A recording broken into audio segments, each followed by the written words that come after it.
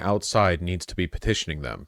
I love Aaron Siri, Mr. Kennedy said in a clip played on a recent episode of a podcast hosted by Dale Bigtree, who is Mr. Kennedy's former campaign communications director and the founder of the Informed Consent Action Network, which describes itself as a medical freedom nonprofit. There's no one who's been a greater asset to the medical freedom movement than him.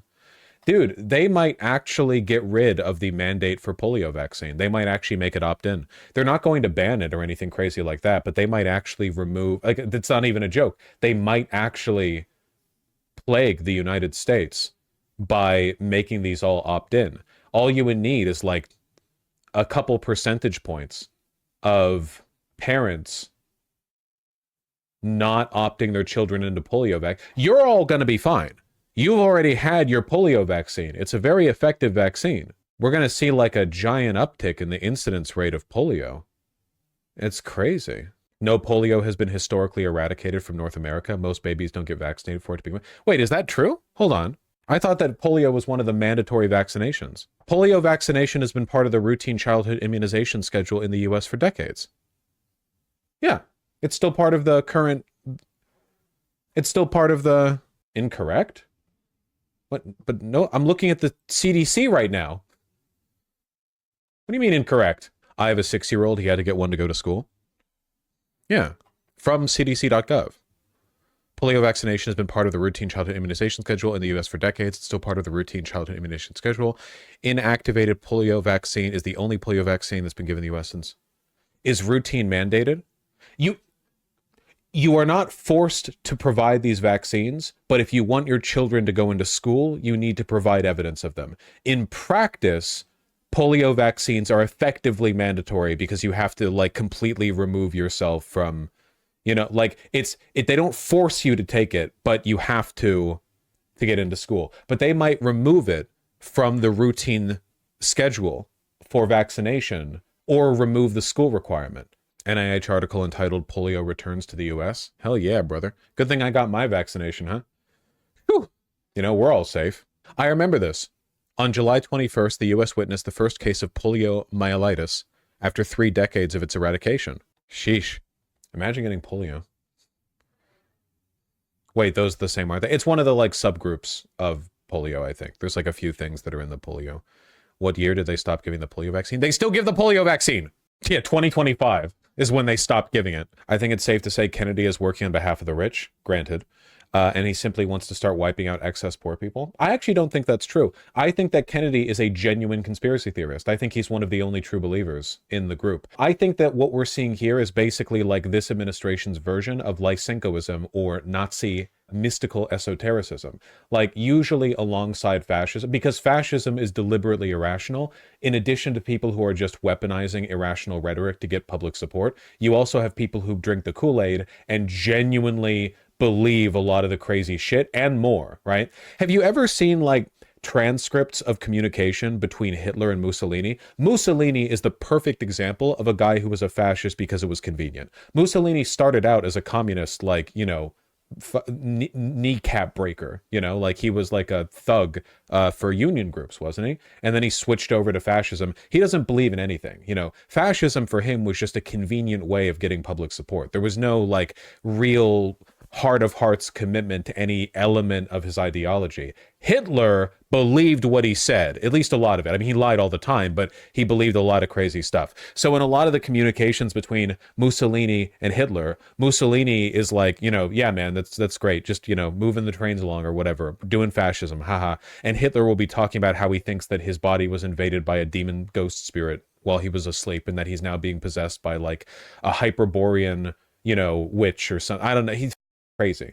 There were a lot of like weirdo mysticists back in Nazi Germany, you know, like that's where you get stuff like Indiana Jones from. Speaking of the Game Awards, you know how all the Indiana Jones plots were like the Nazis are going after the ancient staff of Ra because they think it'll imbue the Aryan race with power, like, you know, unrivaled or whatever. They were like that. Like that's real. That's true. That was a real thing. The staff of Ra was real. It incinerated many people. No, that's the so-called firebombing of Berlin was actually just like they let that shit off the hook. It was like trying to control a garden hose on full blast. No, really though, they were like freaks about trying to get Crazy shit. They love their conspiracy shit. Yeah. Die Glocke was a purported top-secret Nazi scientific technological device, secret weapon, or Wunderwaffe, first described by Polish journalist and author Igor Witkowski. It was later popularized by military journalist and author Nick Cook, who associated it with Nazi occultism, anti-gravity, and free energy suppression research. Anyway, like, my point is, I think that the vaccine stuff is an element of this fascist regime's genuine, like, occultism, basically. I'm not kidding. Do you all get that? I think that's a pretty defensible position. Like, I actually don't think there's any rational explanation for this at all. I don't think you can math that out. I don't think there's any, like, the billionaires are all collaborating because they really want polio incidence rates go up. I don't think they want, I don't think they were, like, planning for that. I just think this is what happens when rationality isn't a part of your governing principles. Like Mr. Kennedy, Mr. Siri insists he does not want to take vaccines away from anyone who wants them. Right, so this is what we mean about, like, removing it from the typical vaccine schedule and delisting it as a requirement for getting into school, which would in practice lead to it being taken by far fewer young people. He told Arizona legislators last year after laying out his concerns about the vaccines for polio and other illnesses. Sheesh. He did not mention the petitions he's lodged on behalf of ICANN with the Food and Drug Administration, asking regulators to withdraw or suspend approval of vaccines not only for polio, but for hepatitis B as well. Great. Yeah, again, like, remember, they're always lying when they say you can get them if you want. He's trying to get them banned.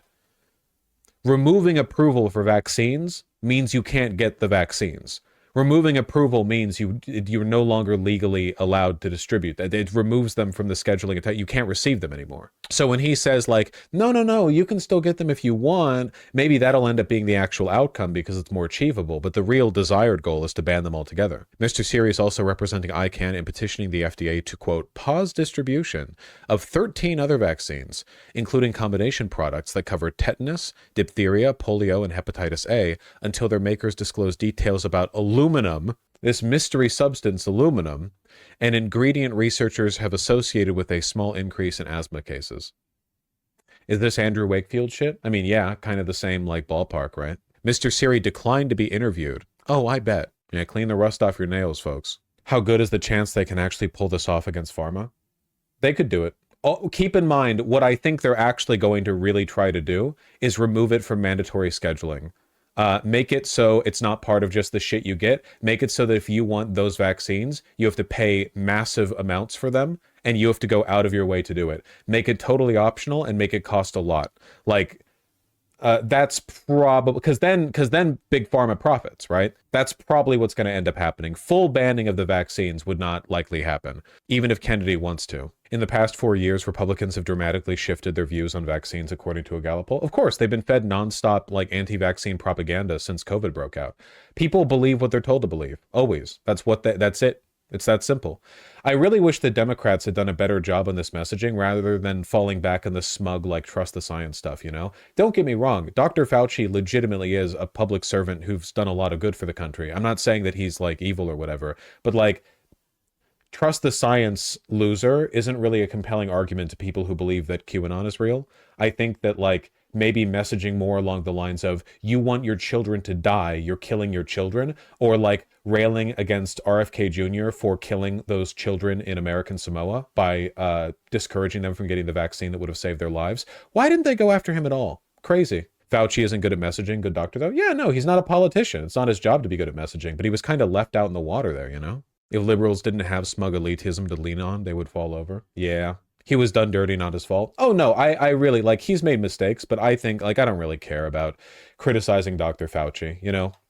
He's like a 100-year-old doctor with a very storied history who was put in the difficult position of being, like, the public voice of, like, the largest pandemic in a century. It's just a rough situation to be in. Dr. Fauci! Didn't Fauci f*** up AIDS? I think he made, like, some mistakes back then, but didn't everyone? Nobody hit everything right with that one. I think the main problem with Fauci back then, wasn't he still with the CDC, and the CDC were banned from, like, even acknowledging it? Like, he was a medical professional at a time where the government was telling medical professionals to full on, like, ignore it, you know? That